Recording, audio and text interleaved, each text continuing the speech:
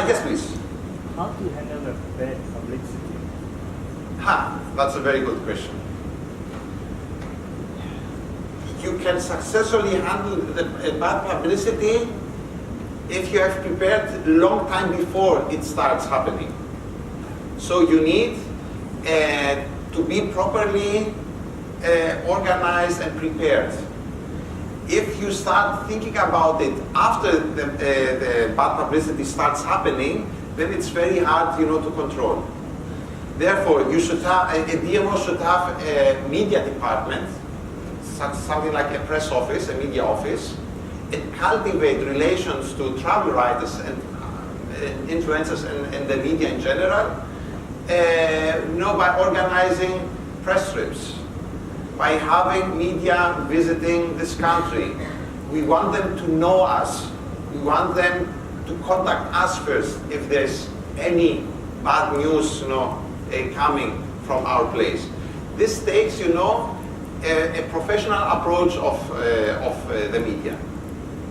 So you need to cultivate your relationship with the media, so that when something bad happens, you can, minimize the negative exposure.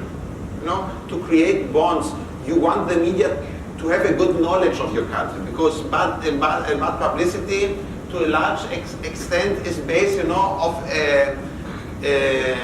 a distorted presentation of actual facts. Therefore, you want the media to be well educated about your destination. So this is the first step to make sure that you can contain bad publicity as much as possible. And also you need to have this press office for quick reaction, quickly sending out the right information to the media, press releases that are going to put things into the proper light, the right light. Any other question or comment you would like to make? Okay. Then let's proceed to the next chapter of our presentation. I would like to talk to you about strategic planning for a destination. So a DMO, which has the mandate, to engage in marketing activities for a destination, should have a strategic marketing plan in place. Okay, strategic planning, it's a big word, and it means different things to different people. I would like to propose a simple 7-step approach to destination marketing planning based on my many years of work in this sector. I've been working as a consultant with a large number of DMOs.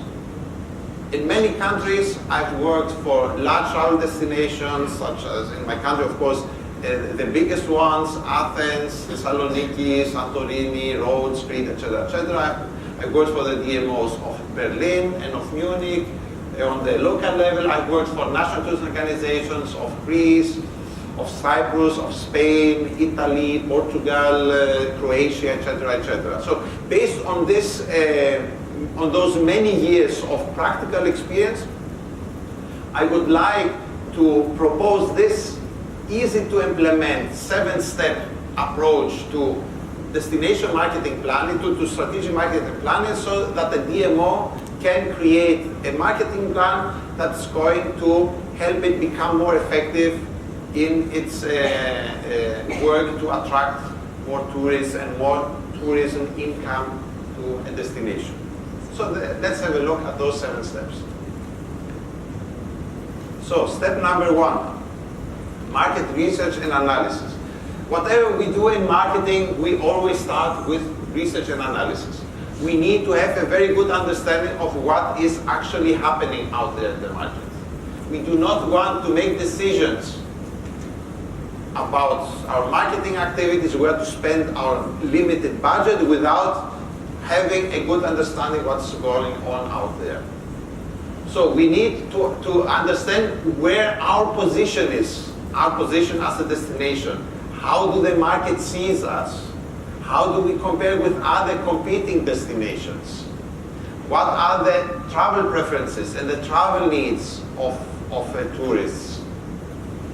What are the overall trends? What's happening in the distribution landscape, what we previously discussed. What's happening in the overall environment, political developments, the financial situation, and things like that. Because all these elements are directly affecting tourism traffic to our destination. So before we do anything, before we make any decision about how to spend our marketing money, we need first to make a proper analysis of the market. Because this is going to give us the information we need to make the right decisions in the steps that follow. So step number 2, we need to try to give an answer to the following 2 questions. Where is our destination standing right now, and where do we want the destination to be in 5 or 10 years? So these are quite general questions, and it's not easy to answer the first one. Where is our destination standing right now? Therefore, we are going to need to use some more detailed diagnostic questions that will help us in giving the proper answer to the bigger question. So here are examples of such diagnostic questions. Which are our strengths of our destination? What are the strengths of our destination? Sorry? Sorry? Culture rich. Exactly. This is a very strong selling point. Which are our weaknesses? Lack of PR, Okay, among others. proper destination marketing, marketing communication. Okay, and these are quite long lists. Okay, strengths and weaknesses. You can go on and go on. What you said is very, to the point, and there are several other aspects that we should put on this list. So these are diagnostic questions which help us in, properly describing the situation that we are in. Another diagnostic question: how strong are the bonds we have with our visitors? Do we have many repeaters? There are, some very popular destinations where, 40, 50% or even more of visitors are repeaters. This is very successful. This shows that we have strong bonds with our visitors. Or another diagnostic question: how do we stand compared to our competitors? How do we compare with, let's say, the countries in the region? Or do we need to change course? Are we on the right track? Do we need to make adjustments and continue in about the same direction? Or are we heading into the wrong direction and need, turn around and do something different? So these are, some more targeted questions that are going to help us in answering, the more general question: where is our destination standing right now? And then we need to answer the following question: where do we want our destination to be in 5 or 10 years from now? Okay. So this is a way of organizing all the information that we gain in step 1. Through market research and analysis, we gain a lot of information. We want to put this into perspective during step 2. Step 3. Product assessment. Let's see what kind of products is our destination offering.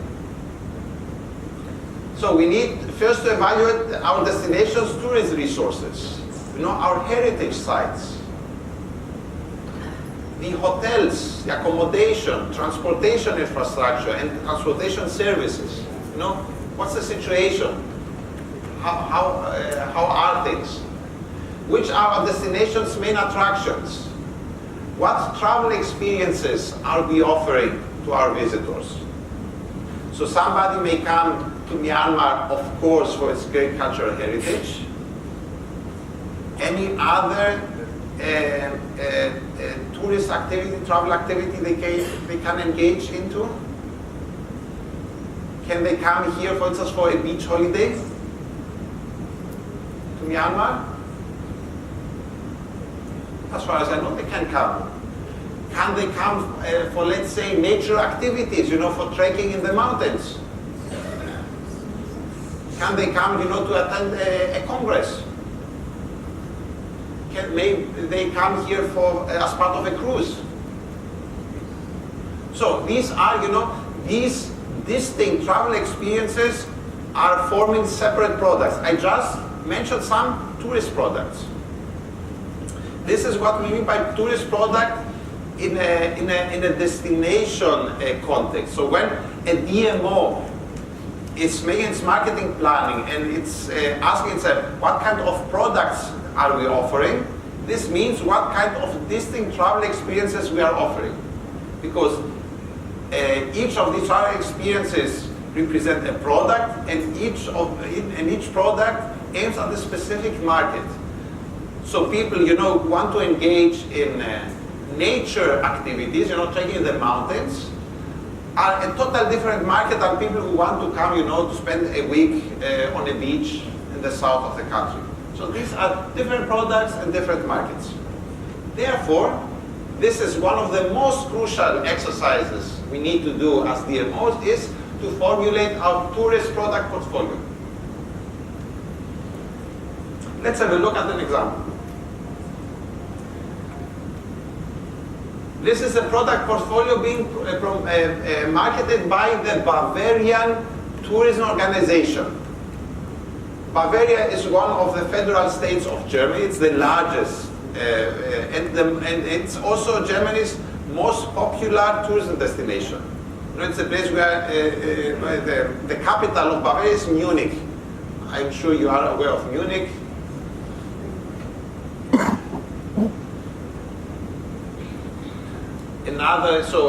BMW is being built in Munich.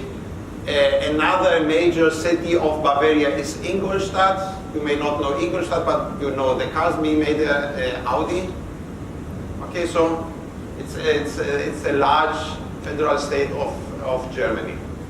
And let's have a look at what kind of product portfolio the regional DMO of Bavaria is promoting. So they are promoting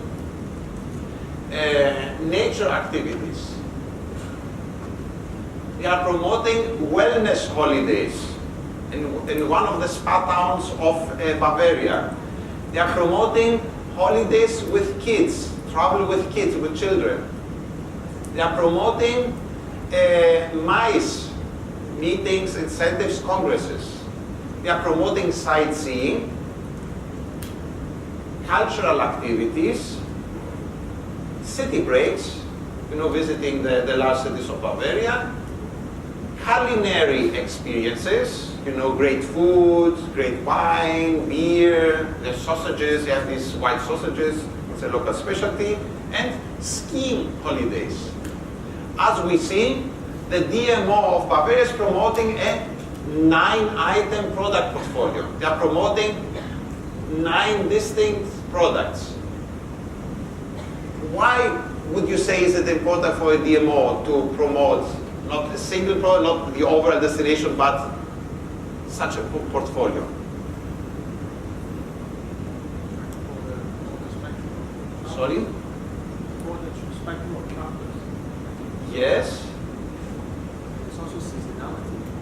Yes, of course. Exactly. There's a different seasonal pattern within those markets. Yes. We have very long-lasting promoting the culture tourism. Nowadays, the trend is changing. Like many products we can offer. And also like MICE tourism, also and ecotourism. Also, we are going to develop not only based on culture tourism. Exactly. It's important to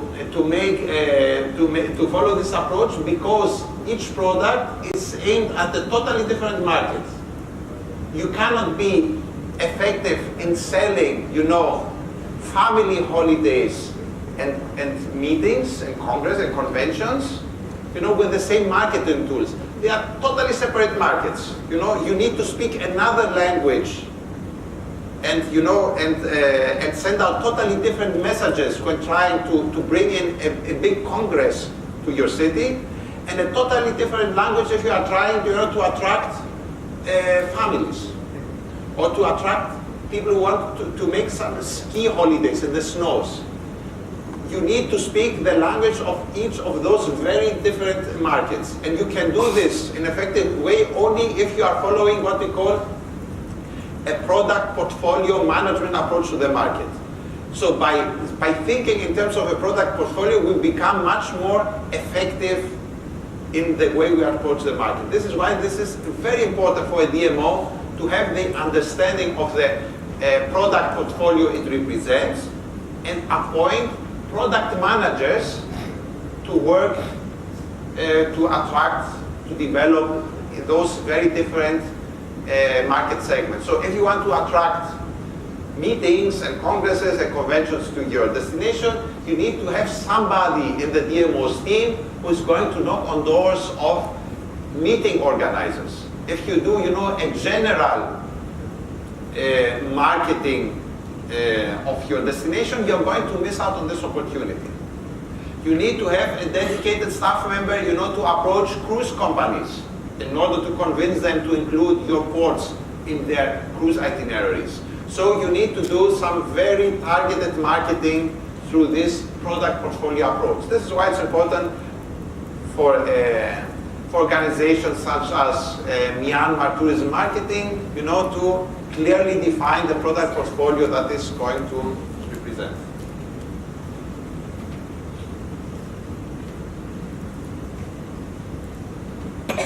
So step number 4. After we have done our market research and analysis, after we have answered, those two questions, those two big questions, after we have made some assessment of the products that we are offering or could be offering at our destination, then at step number 4, we are ready to formulate some very clear strategic objectives. Here are 3 examples that I'm presenting. So for instance, it's just an example. Our strategic objective could be, for instance, limiting our dependence from the main source market. There are destinations, Greek islands, that depend too much, let's say, on the British or on Russia. So as in 2014, there was a huge economic crisis in Russia. We had several tourist destinations in Greece suffering from the drop from the weakened Russian economy because they were overexposed to the Russian market. Or now we are facing a Brexit. So it's sure going to affect some tourist destinations that depend too much on British travelers. So therefore, one very a clear marketing objective is to limit our over-dependence on a single market. Another objective could be, to improve seasonality. Or another objective could be to increase visitors per capita spending. So these are just examples of how a DMO should formulate very clear and easy to understand objectives, because this is going to help us in developing the proper marketing strategy and the proper communication plan. Step number 5. Market segmentation, market targeting. So based on the objectives we have set, we need to see which parts of the market are going to be the most appropriate and the most beneficial for us to approach. So which visitor segments do I want to attract to our destination in order to achieve the objectives that I've set during step number 4? A destination cannot be attractive to everybody. A DMO cannot effectively engage in marketing to cover the entire market. We need to put some priorities. We have a limited budget. This limited budget will be spent mostly on, let's say, cultural travelers or wellness travelers or Japanese travelers or whatever. We need to clearly formulate which our target markets are going to be. Here, for instance, this is the homepage of a state DMO in the United States, of one of the states, Idaho. It's one of 50 states comprised of the United States. this state's DMO has an official tourism website called Visit Idaho, and here I'm opening their homepage.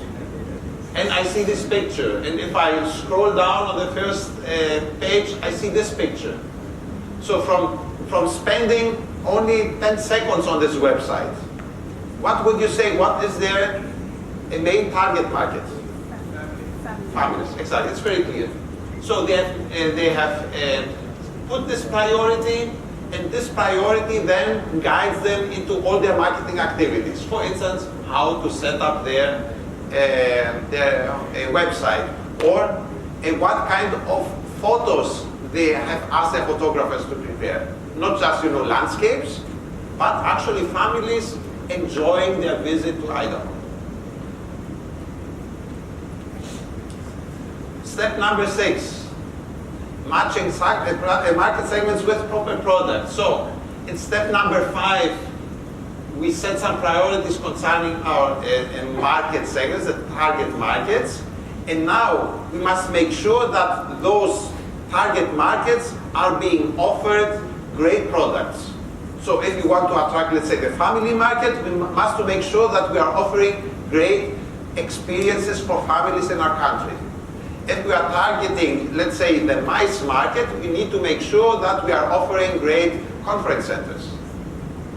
If we are targeting the cultural tours market, then we must make sure that our heritage sites are in very good condition, have convenient opening hours, are clean, have decent toilets and facilities, etc., etc. So depending on what we have decided on our target markets, we need to make sure that they are being offered the best possible experience when traveling to our destination. And finally, step number 7, proper branding. Okay? Following all those previous steps, we need to develop a strong, attractive destination brand for our town, or our island, or our country, whatever we represent. So, does our destination have a powerful brand, adding value to local tourist businesses and differentiating us from our competitors? This is what we want to achieve. So, these 7 steps, by doing this 7-step planning, a DMO, regardless if it's a local one or a national one, is going to gain a clearly formulated and easy to apply strategic marketing plan, which will help us in becoming quite effective in our work. And out of this exercise, we should be in the position to clearly formulate our USP, what we call our unique selling proposition. What is our USP? It's the answer to the question, why is it worth visiting your country, or your city, or your island, or your region? Okay. We need to be able to condense this answer in a few words, or in a picture. It's worth coming to Myanmar because you fill in the dots. Okay, so this is what we be able, so as DMO should be able to communicate this USP in a very clear way and keep repeating it again and again on social media, through press releases, on the website, in any way we communicate with the market. And having a strategic marketing plan in place will also help us in this thing. What is this? In marketing, we have, a rich toolbox. There are many marketing tools. There are dozens of marketing tools. And it's not easy for a marketeer to decide which of all those marketing tools to use, to implement, on which marketing tools to spend our limited marketing budget. It's not easy to make this decision. So a DMO, what should a DMO do? Should it spend money on TV ads? Or should it, invest in mobile marketing? Should it develop a great over-the-top website? or should it, participate in trade fairs, international tourist fairs such as the ITB in Berlin, the WTM in London, etc., etc. So all these marketing tools cost money. So we need to find the proper combination of those marketing tools in order to promote our strategy. So if we have a clear strategic plan in place, then it's easy to make these decisions and allocate our budget. So all these dozens of marketing tools are nothing else than what we call the marketing mix. So what's the marketing mix? Maybe you have heard of the 4 Ps. So these are those dozens of marketing tools grouped into 4 categories. So there are marketing tools that have to do with, creating an attractive product. Then there's our pricing policy with special offers, discounts, etc. Then there's, this is the wrong word. This is the author who proposed the 4 Ps used the word place in order to find the 4th P. The correct word here is distribution. That's the correct term, okay? Then we have several tools that we use in marketing in order to optimize our distribution network. And the 4th category is also the most visible one, and the one where we usually also spend most of our marketing budget, is the promotional mix. Like advertising, internet promotion, direct sales, public relations, etc., etc. So these are the four groups of marketing tools that we need to decide how to use, how to implement, and how to spend our money on those elements. If you are going to have a look at tourism marketing literature, you are going to find some other approaches regarding tourism marketing. No? There are some authors talking not about 4 Ps, but about 7 Ps, or 10 Ps, or 8 Ps. Okay? Here are some additional Ps, like people, physical evidence. We are not going to discuss this. Okay? The 4P approach is more than enough, because those elements are nothing more than aspects of what we call product. Okay? Anyway, just so that you know that there are also additional Ps, but it's not important today to go into more detail concerning the extra Ps. So this is tactical planning. So we just discussed how we can set up in a very efficient way a strategic marketing plan. And after we have our strategy in place, then the next step is to engage in tactical planning, assigning a DMO's limited resources by deciding what marketing mix to apply, for the next year or for the next 2 years. So this is a short-term approach. We have the strategy in place which is going to guide us for the next 5 or 10 years, and then we need to also make our decisions about tactical planning, what we are going to do over the next months or the next couple of years. Also very important for DMOs is to engage in monitoring and controlling. We need to check if what we are doing brings us the results we want to achieve, if the money is well spent, if our marketing budget is spent effectively. Therefore, we also need to monitor the results of our marketing activities. If we are seeing that we are not very effective in something, we should make adjustments in order to keep becoming more and more effective.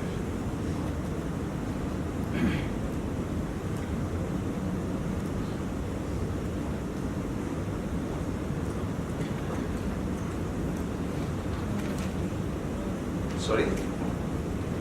Time for tea break. Time for tea break. Okay, that's great news. Okay, so it's 9:45. We are going to continue 15 minutes. So at 10 o'clock sharp. Thank you.